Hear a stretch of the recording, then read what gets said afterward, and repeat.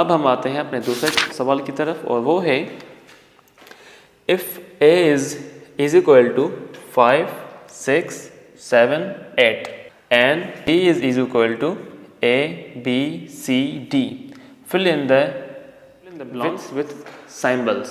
और जो हमें मतलब ये जो हमारी कलेक्शन है, इसमें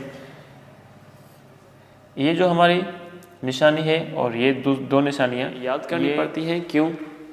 क्योंकि ये जो पहली हमारी निशानी है इसका नाम है ताल्लुक़ रखता है, ठीक है।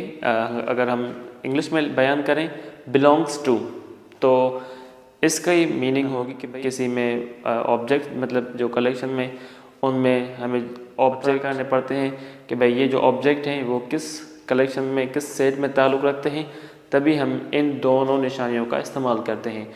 इसमें जो पहली निशानी है वो है बिलोंग्स टू, निशानी का नाम है बिलोंग्स टू मतलब ताल्लुक़ रखता है, और जो ये दूसरी निशानी है इसके ऊपर जो क्रॉस लगा पड़ा है, तो इस निशानी को हम कहते हैं does not belong to, means ताल्लुक़। हमारा दूसरा क्वेश्चन है वो हमें कहता है कि आपको ये 6 मतलब खाल गिवन है, आप हर खाल में देखें कि जो भी ऑब्जेक्ट जो भी मतलब कलेक्शन में जिस भी कलेक्शन में वो ताल्लुक़ रखता है, तो आप पहले वाली निशानी दें, मीन्स ताल्लुक़ रखता है, बिलोंग टू वाली निशानी दें पहले वाली। अगर अनफॉर्चुनेटली वो जो डैश है उसमें मतलब जो पहले ऑब्जेक्ट हैं वो अगर जो आगे हमारा सेट लिखा हुआ है उसमें अगर नहीं ताल्लुक़ रख रहा है, तो आप दूसरी निशानी वहाँ दें जिसका नाम है does not belong to, means ताल्लुक़ नहीं रखता।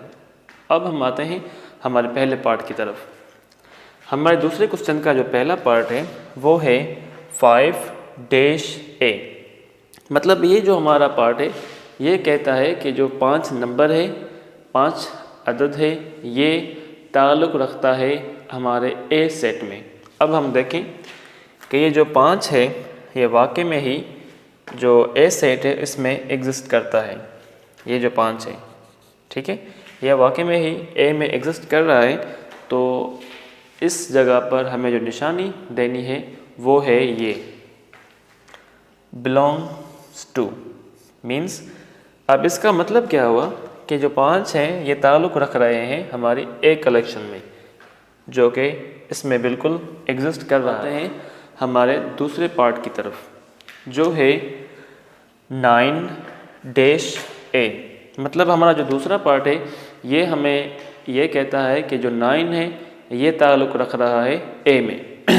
अब हम देखें कि ये जो 9 है ए में भी नहीं है और बी में भी नहीं है, और हमें आगे ये दिया गया है कि ये जो 9 है और आगे हमारा जो सेट है वो ए है। अब ये जो 9 है वो सेट ए में तो एग्जिस्ट कर ही नहीं रहा, तो इसीलिए हम यहाँ पर निशानी देंगे डज़ नॉट बिलोंग टू की, मीन्स अब इस निशानी का मतलब क्या हुआ? निशानी जब इस डैश में इस हॉल में आ गई, तो अब ये निशानी हमें कहती है कि ये जो 9 है वो ए सेट में ए कलेक्शन में ताल्लुक़ नहीं रखता। अब हम आते हैं हमारे तीसरे क्वेश्चन की तरफ, और वो है M-। ये पार्ट हमें ये बताता है कि ये जो M है वो मतलब ए दिया गया है, तो हमें ये वेरीफाई करना है कि अगर M सेट ए में मौजूद है तो आप निशानी बिलोंग्स टू की लगाएं, और अगर ये कलेक्शन किसी और सेट में है और ए में नहीं है तो आप वहाँ पर simply does not belong to की निशानी लगा सकते हैं। अब हम देखें कि आगे क्योंकि ए सेट लिखा हुआ है तो हम एम को फाइंड करेंगे हमारी ए वाली कलेक्शन में।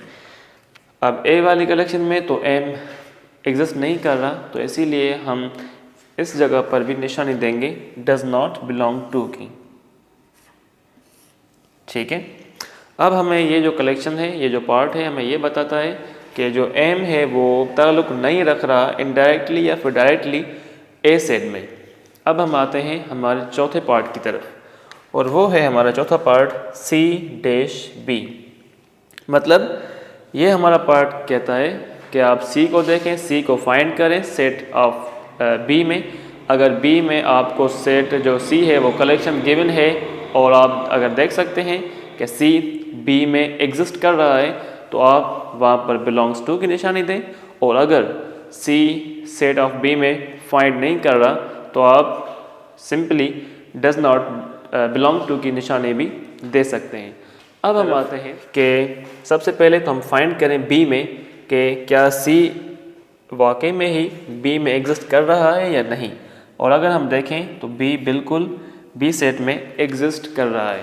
तो सी ठीक है बिल्कुल सेट ऑफ बी में एग्जिस्ट कर रहा है, तो इसीलिए हम सिंपली इजीली तरीके से कह सकते हैं कि भाई ये जो सी है वो बिलोंग्स टू बी, मतलब सी ताल्लुक़ रखता है सेट ऑफ बी में। अब हम आते हैं हमारे पांचवें पार्ट की। पांचवा पार्ट है ये कहता है बी डैश बी, मतलब जो बी एलिमेंट है वो ताल्लुक़ रख रहा है सेट ऑफ बी में।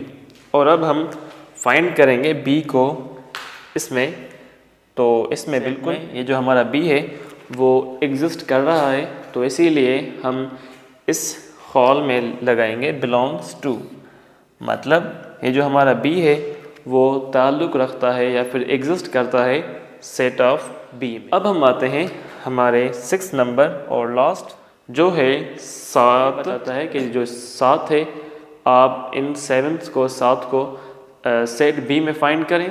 अगर आपको मिल जाता है 7 सेट ऑफ बी में एग्जिस्ट करता है तो आप यहाँ पर सिंपली निशानी लगा सकते हैं बिलोंग्स टू की।